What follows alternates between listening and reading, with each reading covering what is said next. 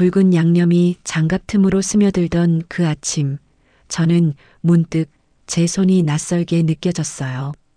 주름진 손등 위로 고춧가루 물이 번지면서 이상하게도 제 마음속 무언가도 함께 번지는 것 같았죠. 싱크대 물줄기는 쉬지 않고 흘렀지만 그 소리조차 제 귀엔 멀게만 들렸어요. 올해도 김장철이 왔어요. 어김없이 당연하다는 듯이요.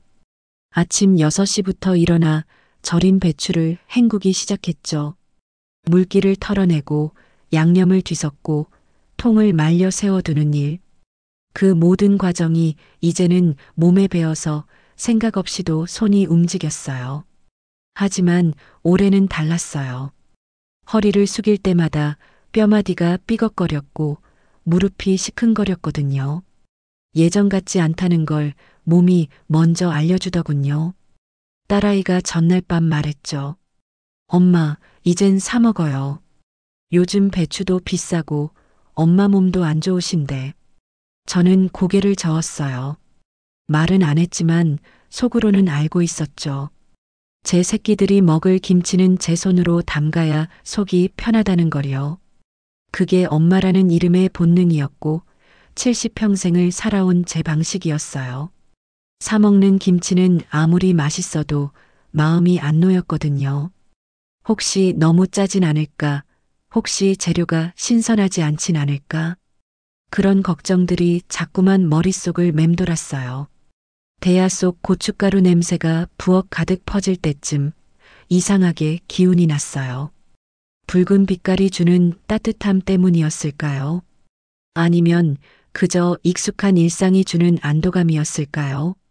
손으로 양념을 섞으면서 저는 작년을 떠올렸어요. 그 전에도, 그 전전에도요. 매번 이맘때가 되면 저는 혼자 이 일을 했어요. 남편이 세상을 떠난 지 벌써 5년이 넘었으니까요. 처음엔 서러웠어요. 옆에서 여보, 힘들면 그만해라고 말해주던 사람이 없다는 게요. 하지만 세월이 지나니 익숙해지더군요. 혼자 하는 것도, 혼자 끝내는 것도요. 전날 저녁 저는 가족 단톡방에 메시지를 보냈어요. 내일 9시까지 와. 김장 같이 하자. 읽은 표시는 금방 떴어요. 큰아들, 작은아들, 며느리들 모두요. 하지만 답장은 없었죠. 저는 핸드폰을 내려놓으며 스스로에게 말했어요. 괜찮아. 다들 바쁘니까. 내일 오면 되지 뭐. 그렇게 애써 생각을 돌렸어요. 하지만 가슴 한편이 서늘했던 건 어쩔 수 없었죠. 아침이 되자 딸아이가 먼저 부엌으로 나왔어요.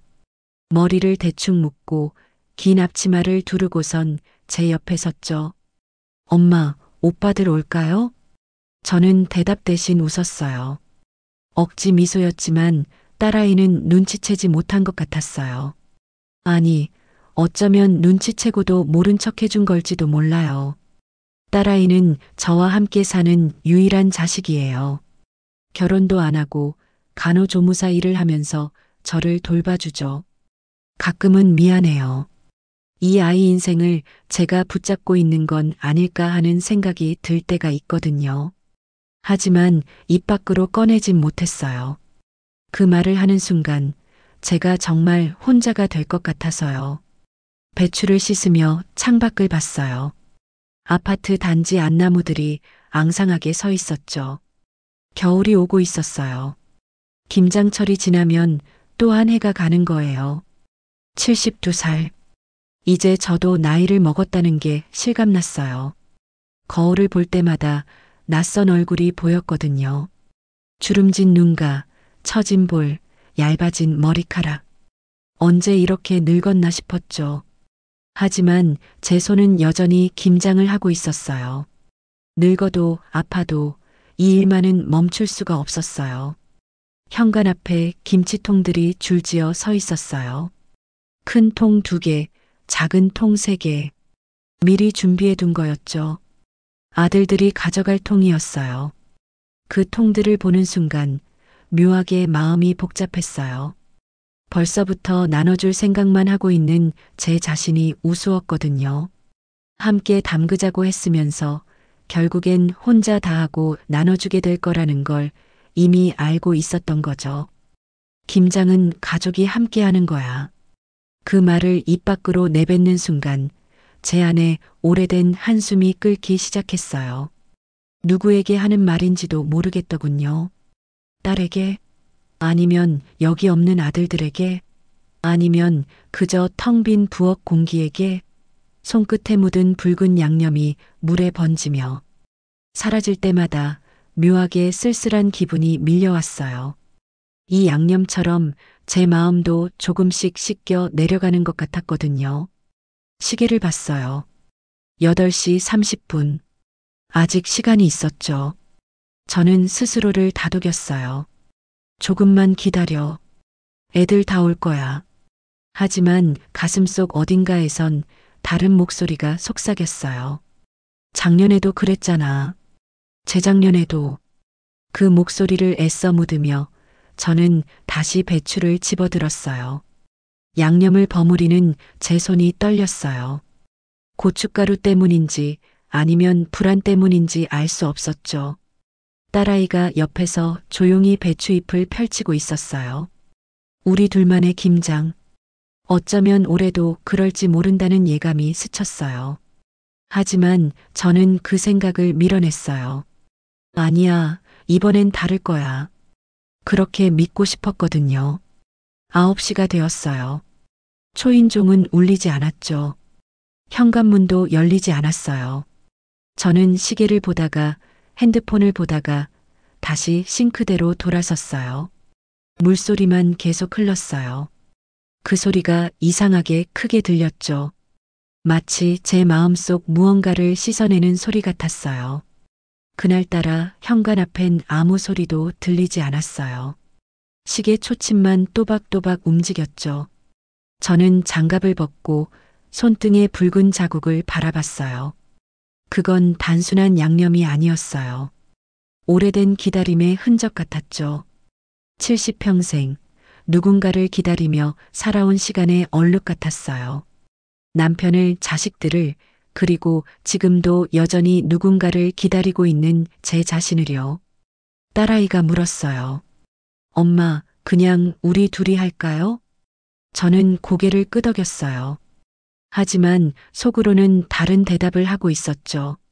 아니야, 조금만 더 기다려보자. 혹시 모르잖아. 그렇게 제 마음속에선 두 개의 목소리가 싸우고 있었어요. 하나는 포기하라고, 하나는 조금만 더 버티라고요. 부엌 창문으로 햇살이 들어왔어요. 따뜻한 빛이었지만 제 마음은 점점 차가워지고 있었어요. 손에 든 배추잎이 무겁게 느껴졌죠. 이 무게가 김치의 무게인지 아니면 기대의 무게인지 알 수 없었어요. 저는 그저 묵묵히 양념을 펴발랐어요. 한 입 한 입 정성껏요. 마치 이 손길이 닿는 곳마다 제 마음을 담듯이요. 9시 반이 지났어요. 여전히 조용했죠. 저는 더 이상 시계를 보지 않기로 했어요. 대신 눈앞의 배추에만 집중했어요. 하지만 귀는 계속 현관 쪽을 향하고 있었죠. 혹시 초인종 소리가 들릴까? 혹시 문 열리는 소리가 들릴까? 그렇게 저는 기다렸어요. 손은 움직이고 마음은 귀 기울이며요. 그 순간 문득 깨달았어요. 이 김장이 끝나도 다음 해에도 그 다음 해에도 저는 똑같은 아침을 맞이할 거라는 거요. 혼자 양념을 만들고 혼자 배추를 버무리고 혼자 통에 담는 아침을요. 그 생각이 목구멍까지 차오르는 순간 저는 손을 멈췄어요. 붉은 양념이 묻은 손을 물에 씻으며 저는 조용히 중얼거렸어요. 올해는 달라야 할 텐데. 그 말이 부엌 안을 맴돌았지만 아무도 대답하지 않았어요.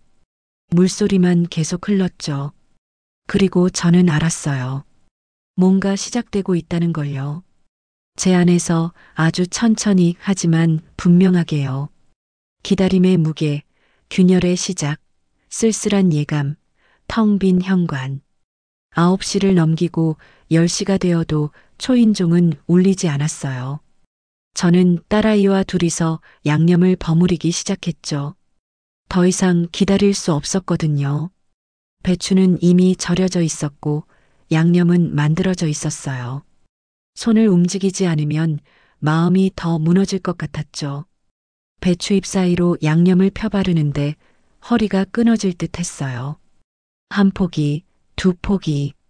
숫자를 세다 보니 어느새 10포기가 넘어가고 있었죠. 딸아이가 제 등을 쓸어내리며 말했어요. 엄마, 좀 쉬어요. 제가 할게요. 저는 고개를 저었어요. 쉬면 안 될 것 같았거든요. 손을 멈추는 순간 제 마음속에 쌓여있던 무언가가 무너질 것 같았어요. 그래서 저는 계속 움직였어요. 허리가 아파도 무릎이 시려도 손이 떨려도요. 11시가 가까워질 무렵 핸드폰이 울렸어요. 단톡방에 메시지가 떴죠. 큰 며느리였어요. 어머니, 저희 조금 늦을 것 같아요. 아이 학원 보내고 갈게요. 읽고 나니 바로 작은 며느리 메시지가 올라왔어요. 저도요. 교회 끝나고 바로 갈게요. 저는 핸드폰을 내려놓고 다시 배추를 집었어요. 딸아이가 옆에서 한숨을 쉬는 소리가 들렸지만 저는 못 들은 척했어요.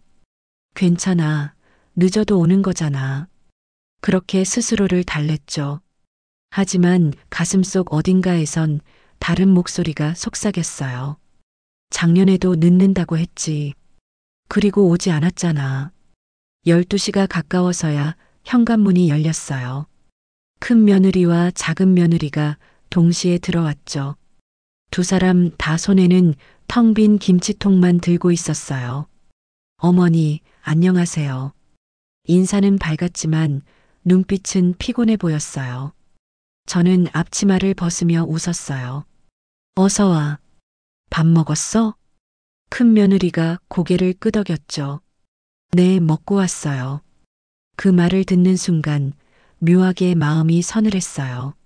함께 김장을 하러 온 게 아니라 그냥 받으러 온 거구나. 그런 생각이 스쳤거든요. 하지만 저는 아무 말도 하지 않았어요. 대신 부엌을 가리키며 말했죠. 그럼 같이 좀 해줘. 아직 반도 안 끝났어. 작은 며느리가 시계를 봤어요. 그리고 핸드폰을 꺼내 뭔가를 확인하더니 말했죠. 어머니, 저 2시까지는 나가야 해서요. 친정에 들러야 해요. 그 순간 제 손이 멈췄어요. 친정. 그 단어가 귀에 꽂히더군요. 큰 며느리가 거들었어요. 저도 오늘 애 데리러 가야 해서요. 빨리 끝내주시면 안 될까요? 빨리 끝내달라고요. 저는 그 말을 되씹으며 다시 배추를 집었어요. 손에 힘이 들어갔죠. 빨갛게 번진 양념이 손가락 사이로 빠져나갔어요. 그래, 그럼 도와줘. 빨리 끝내자. 두 며느리는 자리에 앉았어요. 하지만 손놀림이 어색했죠. 배추 잎을 펼치는 것도 양념을 바르는 것도 서툴렀어요. 큰 며느리가 배추를 들더니 코를 찡그렸어요. 어머니, 올해는 좀 짜네요. 저는 손을 멈추고 그녀를 봤어요. 맛을 봤어? 아니요, 냄새로 알아요. 작년이 더 맛있었어요. 그 말이 공기처럼 흘러가더군요. 저는 아무 대꾸도 하지 않았어요. 대신 속으로 세웠죠. 작년에도 똑같은 말을 했잖아. 그땐 싱겁다고 했으면서요. 딸아이가 제 눈치를 보며 조용히 양념을 저었어요. 부엌 안 공기가 무거워지는 게 느껴졌죠. 작은 며느리가 김치통을 꺼내기 시작했어요. 크기가 제각각이었죠. 큰 통 하나, 중간 통 하나, 작은 통 2개. 벌써 자기 몫을 계산해 온 거예요.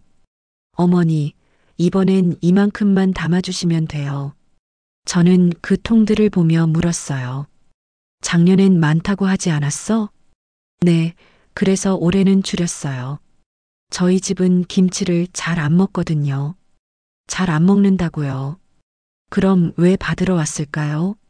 저는 그 질문을 입 밖으로 내지 못했어요. 대신 조용히 김치를 통에 담기 시작했죠. 한 포기씩 눌러 담으며 저는 손끝에 느껴지는 배추의 무게를 느꼈어요. 이 무게만큼 제 마음도 무거워지고 있었죠. 큰 며느리가 양념 묻은 손을 씻으며 말했어요. 오빠들은 안 와요? 딸아이가 대신 대답했죠. 아마 오후에 올 거예요. 아, 그래요? 그럼 저희는 먼저 갈게요. 김치만 받아갈게요. 먼저 간다고요. 김치만 받아간다고요. 저는 그 말을 듣고도 손을 멈추지 않았어요. 계속 통에 김치를 눌러 담았죠. 한 포기, 두 포기. 숫자를 세는 게 아니라 제 화를 누르고 있는 것 같았어요. 1시가 조금 넘어 아들들이 도착했어요. 큰아들과 작은아들이 함께 왔죠. 두 사람 다 와이셔츠 차림이었어요. 회사 일 때문에 늦었다고 했어요. 엄마 미안해요. 급한 일이 있어서. 큰아들이 제 어깨를 두드렸어요.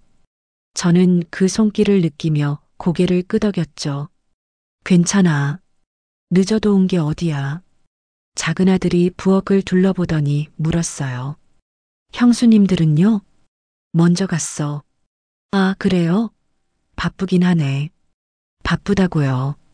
저는 그 말을 듣고 속으로 웃었어요. 바빠서 김치만 받고 가는 거예요? 아니면 김치 담그는 게 싫어서 피하는 거예요? 그 질문을 하고 싶었지만 입을 열지 못했죠. 아들들은 거실에 앉았어요. 딸아이가 김치통들을 내오자 두 사람이 차에 실었어요. 그리고 돌아와서 제 손에 봉투를 쥐어줬죠. 큰아들이 먼저 내밀었어요. 엄마, 수고비예요. 작은아들도 똑같이 봉투를 내밀었어요. 엄마, 이거 쓰세요. 저는 그 봉투를 받으며 물었어요. 이게 뭐니? 그냥 용돈이에요. 김장하시느라 힘드셨죠? 용돈이라고요. 수고비라고요. 저는 봉투를 열어봤어요. 3만 원씩 들어있더군요. 6만 원. 그 금액을 보는 순간 제 가슴이 철렁 내려앉았어요. 이게 제 김장의 값이에요? 사흘 동안 준비하고 하루 종일 허리 굽혀 담근 김치의 값이 6만 원이에요? 저는 봉투를 식탁 위에 내려놓고 물었어요. 너희들 점심은 먹었니? 네, 먹고 왔어요. 큰아들이 대답했죠. 작은아들도 고개를 끄덕였어요. 저는 준비해둔 보쌈을 가리키며 말했어요. 그래도 조금 먹고 가. 엄마가 아침부터 준비했어. 엄마, 저희 진짜 배불러요. 다음에 먹을게요. 다음에요. 그 말이 귀에 맴돌았어요. 다음은 언제예요? 명절? 아니면 다음 김장철? 저는 더 이상 아무 말도 하지 않았어요. 그냥 고개만 끄덕였죠. 아들들이 자리에서 일어났어요. 엄마, 그럼 저희 먼저 갈게요. 수고하셨어요. 응, 조심히 가. 현관문이 닫혔어요. 쿵. 그 소리가 유난히 크게 들렸죠. 저는 거실에 홀로 앉아 식탁을 바라봤어요. 보쌈이 그대로 남아 있었어요. 김치도 쌈장도 상추도요. 아무도 손대지 않은 음식들이 제 눈앞에 놓여 있었죠. 딸아이가 다가와 제 옆에 앉았어요. 엄마, 괜찮아요? 저는 고개를 끄덕였어요. 하지만 목소리는 떨렸죠. 응, 괜찮아. 엄마, 그냥 이제 안 해요. 사 먹어요. 아니야. 내년에도 할 거야. 그 말을 하면서도 저는 확신이 없었어요. 정말 내년에도 이렇게 할 수 있을까요? 아니, 내년에도 이렇게 해야 할까요? 그 질문이 머릿속을 맴돌았죠. 저는 싱크대로 가서 손을 씻었어요. 빨갛게 번진 물이 흘러내리는 걸 보고 있자니 마음이 시큰했어요. 머릿속에 작년과 재작년이 동시에 떠올랐어요. 작년엔 큰 며느리가 몸살이라며 오지 않았죠. 대신 큰아들만 와서 김치를 실어 갔어요. 재작년엔 작은 며느리가 교회 행사라며 빠졌어요. 작은 아들이 혼자 와서 통을 가져갔죠. 그때도 제 손에 봉투가 쥐어졌어요. 각각 3만 원씩이요. 왜 매년 똑같을까요? 왜 매년 저 혼자일까요? 저는 거울에 비친 제 얼굴을 봤어요. 주름진 얼굴, 피곤한 눈. 그 안에서 한 가지 감정이 번지고 있었어요. 분노였어요. 아니, 서러움이었을까요? 아니면 그 둘 다였을지도 몰라요. 저는 핸드폰을 집어들었어요. 단톡방을 열었죠. 아무 말도 하지 않고 그냥 스크롤을 내렸어요. 며느리들이 보낸 메시지, 아들들이 보낸 메시지. 전부 짧았어요. 늦을 것 같아요. 먼저 갈게요. 수고하셨어요. 그게 전부였어요. 함께 김장을 하자는 제 말엔 아무도 대답하지 않았죠. 저는 핸드폰을 내려놓고 창밖을 봤어요. 해가 서쪽으로 기울고 있었어요. 하루가 지나고 있었죠. 또 하나의 김장철이 끝나가고 있었어요. 그날 저녁 저는 스스로에게 물었어요. 올해는 다를까? 그 답을 이미 알고 있었던 걸지도 몰라요. 하지만 인정하고 싶지 않았죠. 왜냐하면 인정하는 순간 제가 정말 혼자라는 걸 받아들여야 했으니까요. 그리고 그건 너무 슬픈 진실이었거든요. 딸아이가 남은 김치를 냉장고에 넣으며 말했어요. 엄마, 우리 둘이 먹어요. 맛있게. 저는 고개를 끄덕였어요. 우리 둘이요. 결국엔 늘 그랬죠. 딸아이와 저 둘이서요. 나머지는 그저 김치를 받으러 오는 손님들이었어요. 그 생각이 목구멍까지 차올랐지만 저는 삼켰어요. 아직은 말할 수 없었거든요. 아직은 참을 수 있었으니까요. 하지만 제 안에선 무언가 균열이 생기고 있었어요. 작은 금이 천천히 하지만 분명하게 벌어지고 있었죠. 그리고 저는 알았어요. 이 균열이 언젠가 터질 거라는 걸요. 그날 밤 저는 잠을 이룰 수 없었어요. 천장을 바라보며 낮에 있었던 일들을 되짚었죠.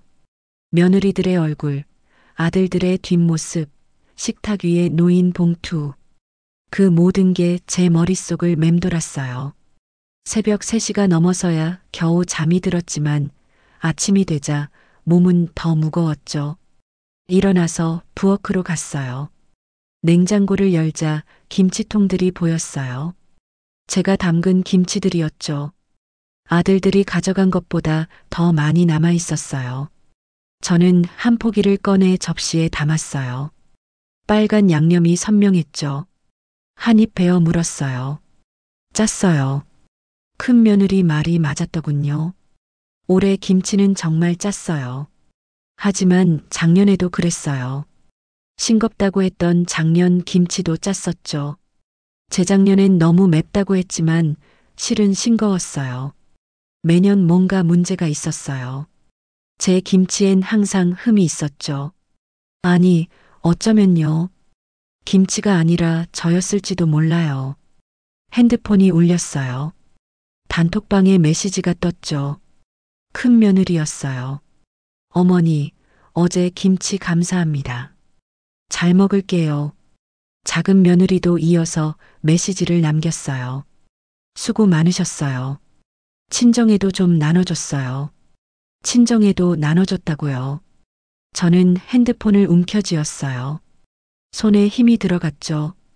친정에 나눠줄 김치를 왜 여기서 받아가는 거예요? 직접 담그면 안 되나요? 아니면 사면 안 되나요? 큰아들이 메시지를 보냈어요. 엄마, 어제 수고 많으셨어요. 건강 챙기세요. 작은아들도 똑같은 말을 보냈죠. 엄마, 몸 괜찮으세요? 무리하지 마세요. 저는 답장을 쓰려다 멈췄어요. 뭐라고 써야 할까요? 괜찮아, 고마워, 잘 먹어라. 그런 말들이 입 밖으로 나오지 않았어요. 대신 핸드폰을 내려놓고 창밖을 봤죠. 며칠이 지났어요. 제 마음속 균열은 점점 커지고 있었죠. 밥을 먹어도 맛이 없었고 잠을 자도 개운하지 않았어요.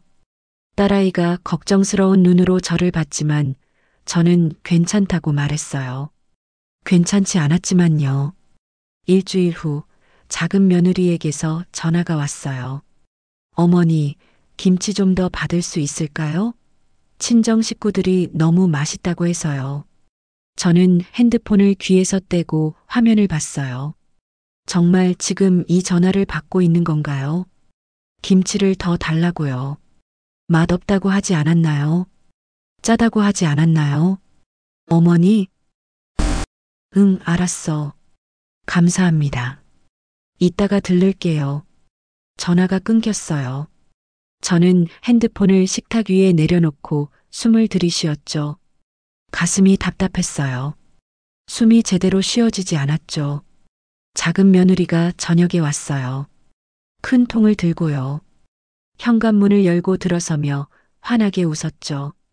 어머니, 안녕하세요. 김치 좀 더 담아주세요. 저는 냉장고를 열고 김치를 꺼냈어요. 통에 담기 시작했죠. 한 포기, 두 포기. 손이 기계처럼 움직였어요. 어머니, 우리 친정 어머니가 이번 김치 정말 맛있다고 하시더라고요. 작년보다 훨씬 나아요.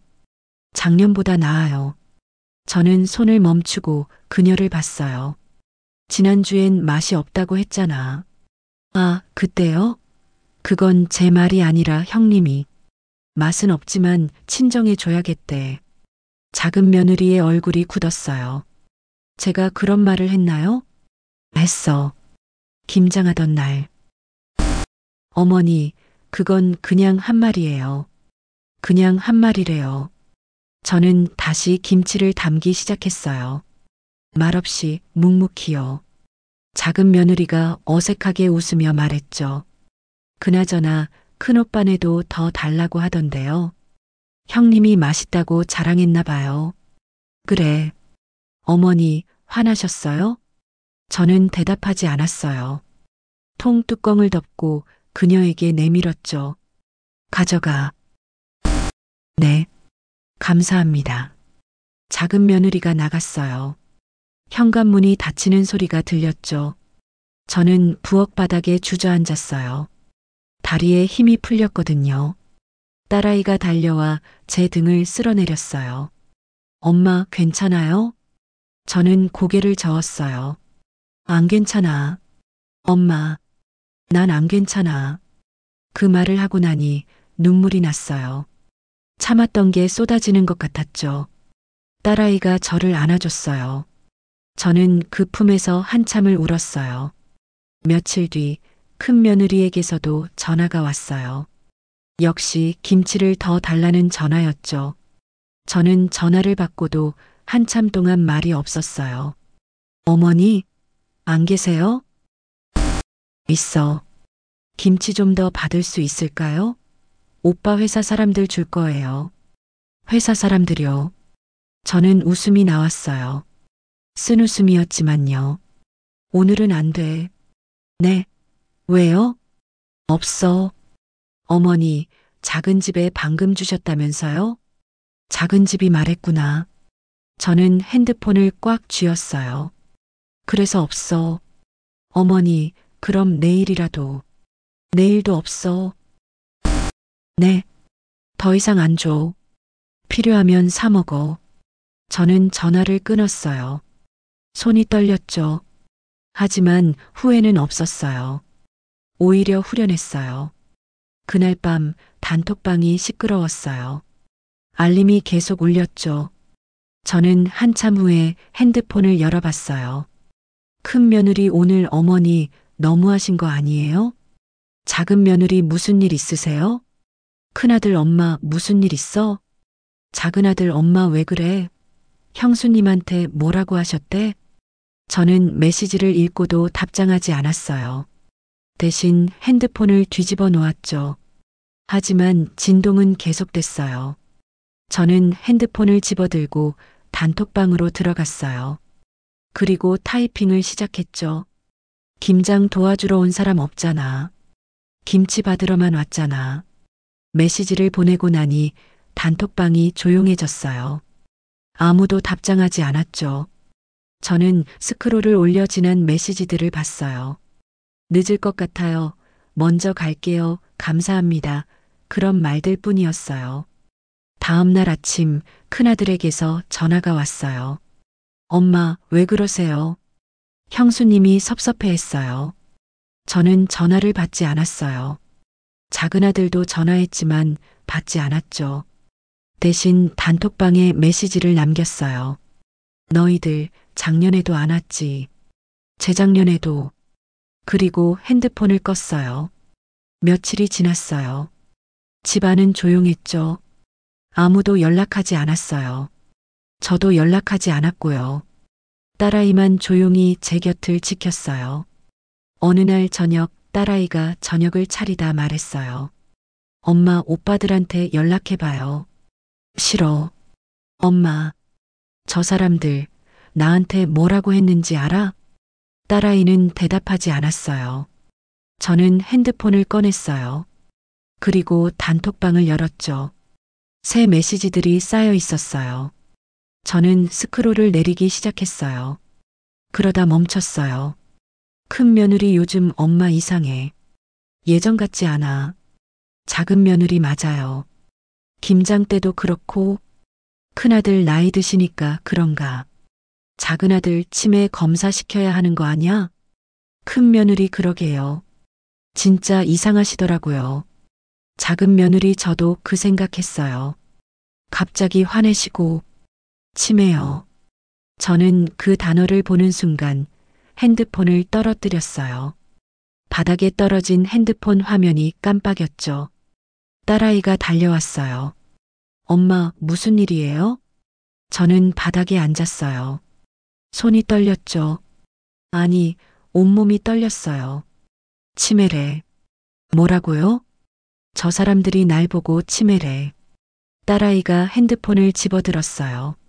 화면을 보더니 얼굴이 굳었죠. 엄마, 나 이상하니?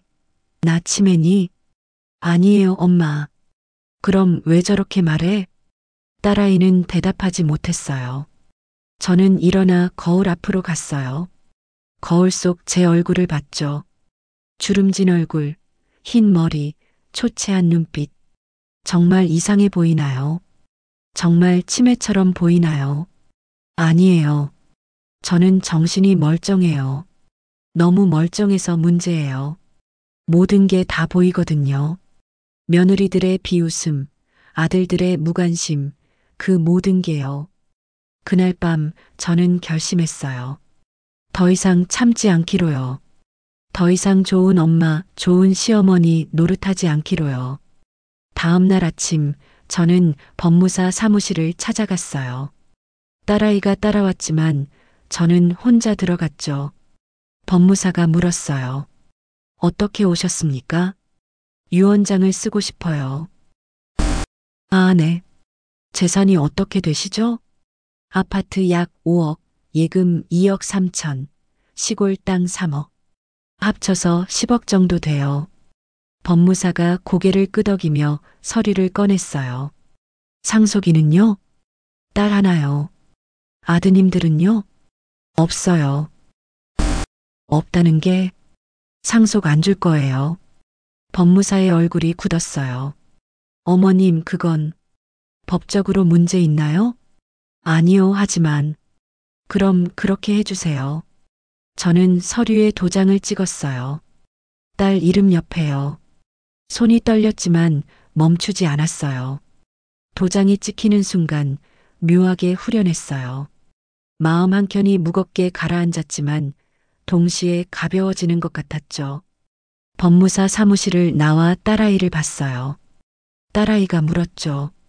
엄마, 정말 괜찮아요? 응, 괜찮아. 오빠들한테 말씀 안 하세요? 안 해. 엄마, 이게 맞는 거야. 저는 딸아이의 손을 잡았어요. 그리고 집으로 돌아왔죠. 집에 도착해 현관 비밀번호를 바꿨어요. 딸아이가 옆에서 지켜봤지만 아무 말도 하지 않았어요. 새 비밀번호를 입력하고 나니 집이 달라 보였어요. 더 이상 아들들의 집이 아니었죠. 제 집이었어요. 저와 딸아이의 집이었어요. 그날 밤 저는 창밖을 바라봤어요. 달이 떠 있었죠. 화냈어요. 저는 그 달을 보며 생각했어요. 이게 시작이야. 무엇의 시작일까요? 복수? 해방? 아니면 새로운 삶? 저는 알 수 없었어요. 하지만 한 가지는 확실했죠. 더 이상 예전의 제가 아니라는 거요. 핸드폰이 울렸어요. 큰아들이었죠. 저는 전화를 받지 않았어요. 작은아들도 전화했지만 받지 않았어요. 단톡방에 메시지가 쌓였지만 읽지 않았죠. 그 밤 저는 처음으로 편안하게 잠들었어요. 꿈을 꾸지 않았어요. 아무것도 떠오르지 않았죠. 그저 깊은 어둠 속으로 빠져들었어요. 아침이 왔을 때 저는 거울을 봤어요. 같은 얼굴이었지만 눈빛이 달랐어요. 더 이상 슬프지 않았어요. 더 이상 외롭지도 않았죠. 저는 부엌으로 가서 김치를 꺼냈어요. 한 포기를 접시에 담아 식탁에 놓았죠. 딸아이가 나와 함께 앉았어요. 엄마, 맛있어요. 저는 웃었어요. 진짜 웃음이었어요. 그래, 맛있지. 우리는 함께 아침을 먹었어요. 김치 한 접시, 밥 한 공기. 그게 전부였지만 충분했어요. 왜냐하면 이건 정말로 우리 것이었으니까요. 그리고 저는 조용히 다짐했어요. 다음 김장은 하지 않겠다고요. 아니, 한다면 딸아이와 단둘이서만 하겠다고요. 그게 진짜 가족의 김장이니까요. 며칠이 지났어요. 집안은 고요했죠. 전화도 문자도 방문도 없었어요. 저는 그 고요함이 좋았어요. 평생 처음 느껴보는 평화였거든요. 하지만 몸은 이상했어요. 밥맛이 없었고 속이 계속 쓰렸죠. 처음엔 스트레스 때문이라고 생각했어요. 김장 이후로 겪은 일들 때문에 몸이 상한 거라고요. 하지만 날이 갈수록 심해졌어요. 한 달쯤 지났을 때 저는 화장실에서 피를 봤어요. 검붉은 색이었죠. 딸아이에게 말하지 않았어요. 괜히 걱정시키고 싶지 않았거든요. 하지만 이틀 후 또 피를 봤고 그때는 더 많았어요. 딸아이가 제 얼굴을 보며 물었죠. 엄마, 안색이 안 좋아요. 병원 가봐요. 저는 고개를 저었어요. 하지만 다음 날 아침 일어나지 못했어요. 어지러워서 침대에서 일어설 수가 없었죠. 딸아이가 119를 불렀어요. 병원 침대에 누워 천장을 봤어요. 하얀 천장이었죠. 의사가 들어왔어요. 딸아이와 이야기를 나누는 소리가 들렸어요. 보호자분이시죠? 네, 딸입니다. 환자분 상태가 좋지 않습니다. 정밀 검사가 필요해요. 정밀 검사요. 저는 눈을 감았어요. 이미 알고 있었어요. 뭔가 크게 잘못됐다는 걸요. 일주일 후 결과가 나왔어요. 위암 초기였죠. 의사가 말했어요. 다행히 초기라 수술하면 완치 가능합니다. 다행이래요. 저는 웃음이 나왔어요. 뭐가 다행인가요? 70이 넘어서 암에 걸린 게요? 아니면 아직 죽지 않은 게요? 딸아이가 제 손을 잡았어요. 떨리는 손이었죠. 엄마, 괜찮아요. 수술하면 돼요. 저는 고개를 끄덕였어요. 하지만 속으로는 생각했죠. 이제 끝이구나. 딸아이가 단톡방에 제 병 소식을 올렸어요. 저는 말리지 않았어요. 어차피 알게 될 테니까요. 1시간도 안 돼서 전화가 왔어요. 큰아들이었죠. 딸아이가 받았어요. 오빠, 응. 엄마 위암이래. 초기라고 했어. 수술해야 돼. 전화 너머로 큰아들의 목소리가 들렸어요. 당황한 목소리였죠. 저는 그 소리를 들으며 눈을 감았어요. 다음 날 아들들이 왔어요. 큰아들과 작은아들 둘 다요. 며느리들도 함께였죠. 병실 문이 열리고 그들이 들어왔을 때 저는 창밖을 보고 있었어요. 엄마, 큰아들이 제 침대 옆에 섰어요. 저는 천천히 고개를 돌렸죠. 왜 왔어? 엄마, 왜 말 안 하셨어요? 말해서 뭐해? 큰아들의 얼굴이 일그러졌어요. 작은아들도 다가왔죠.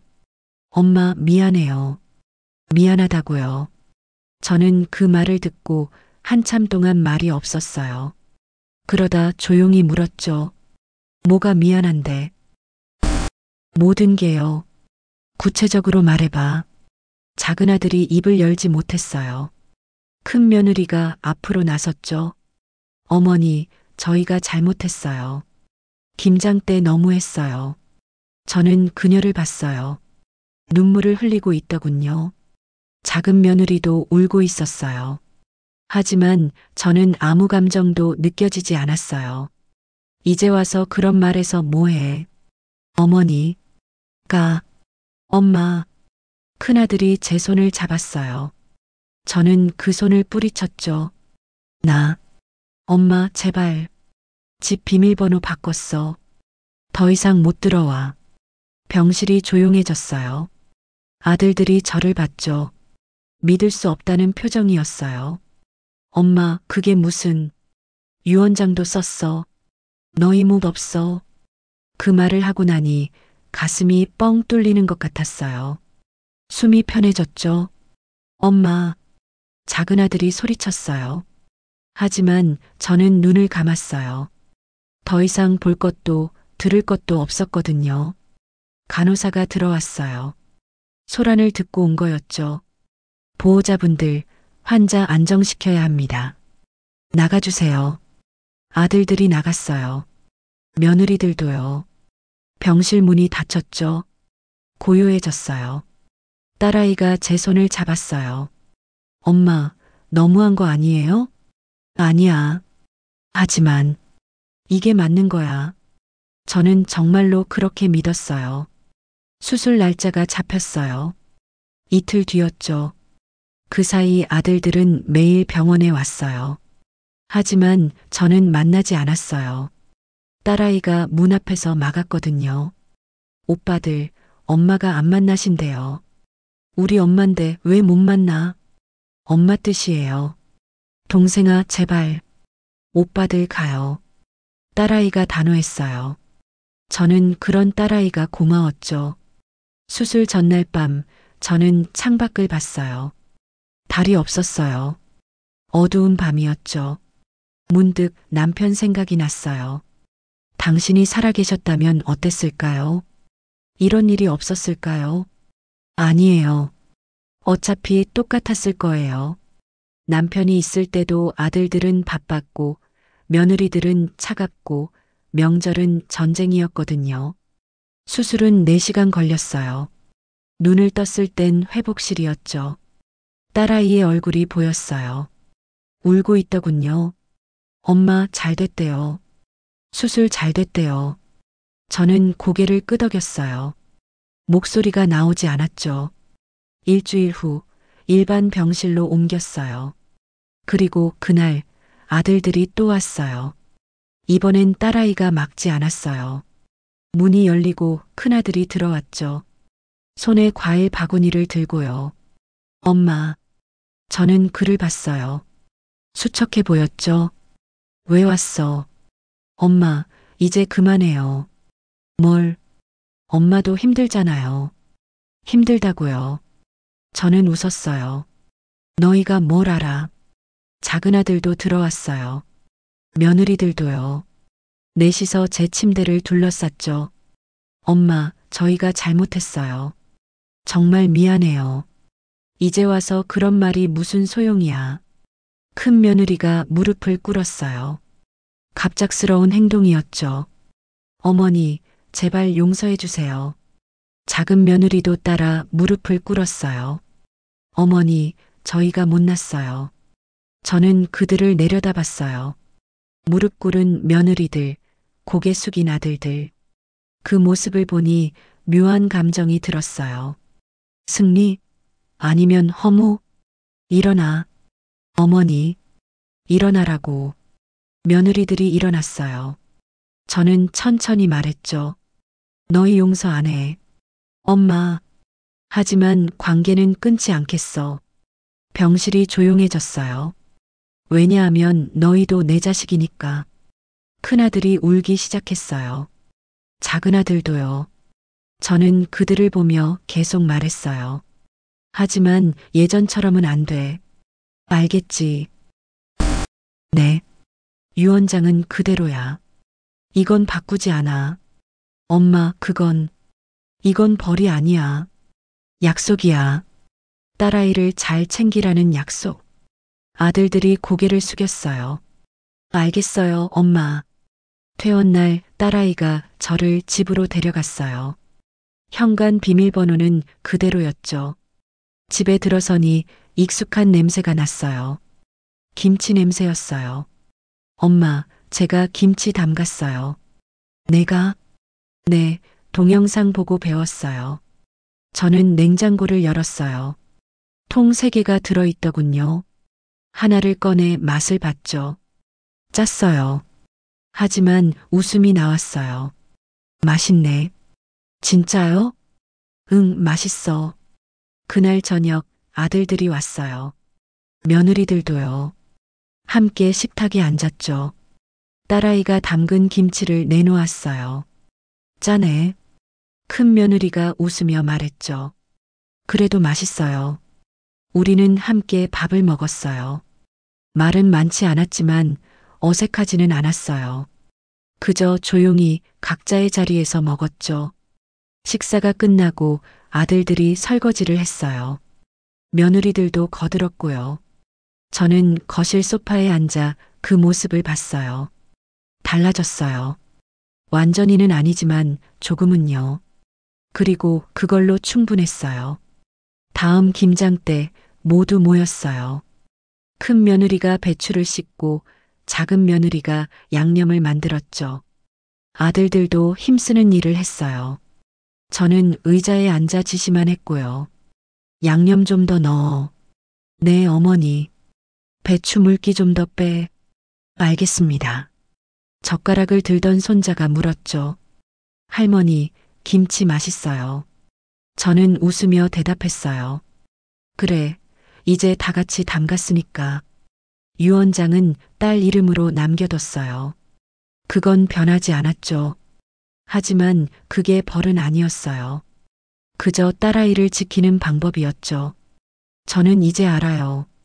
용서와 망각은 다르다는 걸요. 저는 용서했지만 잊지는 않았어요. 그리고 그게 맞는 거예요. 가끔 혼자 있을 때 그날을 떠올려요. 김치통을 던지던 순간, 단톡방을 보던 순간, 유언장을 쓰던 순간을요. 후회는 없어요. 그게 있었기에 지금이 있으니까요. 이제 제 김치엔 원망이 아닌 평화가 섞여요. 그리고 그걸로 충분하답니다.